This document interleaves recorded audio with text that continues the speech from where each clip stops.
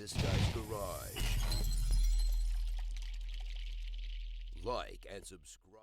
Thank you, Mr. Chair. And resuming where we were discussing the age of 18, 14, with regards to consent and everything, my biggest concern would be, and maybe we can kind of do a quick summary if you can, as to how, if we are going to go with 18, how somebody 14, 15, 16, 17 can champion themselves in terms of their data versus a potential guardian or somebody else that might have a different set of opinions about how that person's data should be handled. So it's kind of really, I'm looking at the process, how difficult it is for those individuals in that gray area that would then have to compete against perhaps somebody else that might have a different set of values or interest about their use of their data to the private sector, if that's something we could. And thank you for the question, Chair. To return back to page 6 of the bill, clause 4, unauthorized representatives, where it clearly notes that the rights and recourses provided under this act may be exercised, and then the most important here being A, on behalf of a minor by a parent, guardian, or tutor, unless the minor wishes to personally exercise those rights and recourses and is capable of doing so. And so essentially the reversion is to the individual. So that 14, 15, 16-year-old who wants to kind of steward their own personal information has the recourse to be able to do so, particularly if they're capable of being able to do so. And it would be the determination of the receiving entity, so the commercial actor that would be receiving the personal information, who would need to essentially challenge the assumption of the capability of the individual, which in the first instance is probably not the natural recourse, because the individual whose data you're holding is telling you what they want to do with it, and your kind of gut is to go with it, essentially. And so it would only be if there was any concerns about the potential capability of that individual that would require the corporation to potentially reconsider the determination as to whether or not that person should have recourse. That's helpful. So let's just walk through this process. So say, for example, a 17-year-old wants to determine that. So the company, say it's Microsoft or whatever, they would then have to challenge the capabilities of the individual. So they would have to abide by the wishes of the individual. You'd have to abide by the individual first, and then the company would then have to challenge that. It would go to the Privacy Commissioner to determine. So I'm just looking for the practical path. Yeah. So essentially, what would have to happen is that, first of all, an individual would be looking to actually direct the relationship of their data. So by and large, when what we're talking about here is recourse and rights, and so let's imagine it was the right to deletion or the right for data mobility, and so the company would be receiving a direction from a 14, 15, 16, 17-year-old in this particular case to say, I want you to do something with my information. So in the vast majority of cases, those rights and recourses aren't the primary uses of personal information. It's usually the relationship to consent, and you've provided that essentially at outset. And so this would be wanting to do something with it afterwards. The process would likely be that the individual would seek via direction to the organization to say, I want you to delete my information, or I want you to move my information.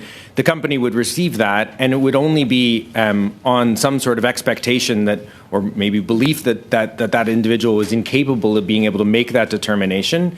My guess is they would initially go back to the individual and indicate, we're uncomfortable deleting your information because we're not sure you're capable of being able to make this determination. And then they would need to be satisfied of the capability of the individual to be in line with the law. The commissioner would only get involved if there was ever an investigation that was kind of the mind that said, we believe that you wrongly failed to live up to the rights of this individual. And so they would investigate the company's reliance on either an authorized entity or the individual as it relates to the determination made about the personal information. Okay, and just to kind of conclude here with I used to be an employment specialist for persons with disabilities, and there was the whole People's First movement where, because they had a lot of people that, determined that they weren't capable of certain things when they were capable. How would it apply with regards to persons with disabilities as well, too? Because that has, tended to ebb and flow with societal standards, which at times have been rather poor in many respects, and we've adjusted some, but there's still quite a bit of a challenge. So how would it apply for persons with disabilities? So, Mr. Chair, that's where the second portion of the authorized representatives kicks in. So the rights and recourses provided under this Act may be exercised, B, on behalf of an individual other than a minor under a legal incapacity by a person authorized by law to administer the affairs or property of that individual.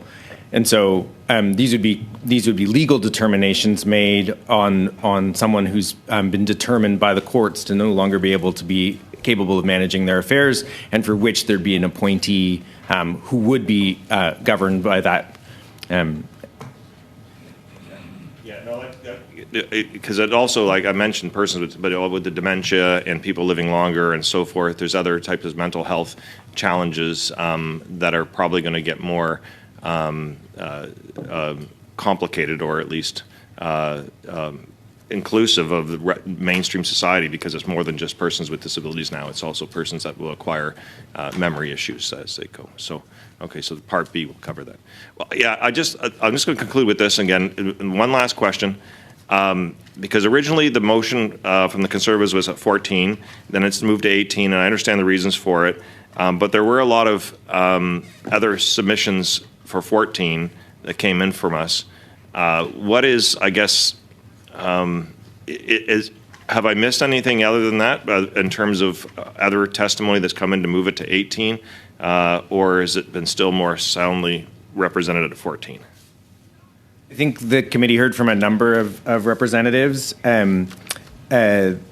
14 was what was requested by a number of industry stakeholders. I think you've heard some testimony and some considerations from us as officials that 15 to 18-year-old area still contains a lot of potentially sensitive information. And so by moving to 18, you essentially scope in a greater degree of information that is still likely to be sensitive in the same way that information for a minor under 14 would be. And so I think I think the summary is probably the same in that you've heard testimony to the effect of why 14 would be useful, particularly from industry, but I think there's also considerations that have been raised about that 15 to 18-year-old range where it's highly likely that someone is still potentially consenting to information that they may still want rights and recourses to be able to affect as sensitive. Great. Thank you, Mr. Chair, for the time. It's been very helpful to get to the comfortable zone of supporting this amendment. I think it's appropriate. Merci. Merci, Monsieur Massé. Thank you, Mr. Massé. Mr. Généreux.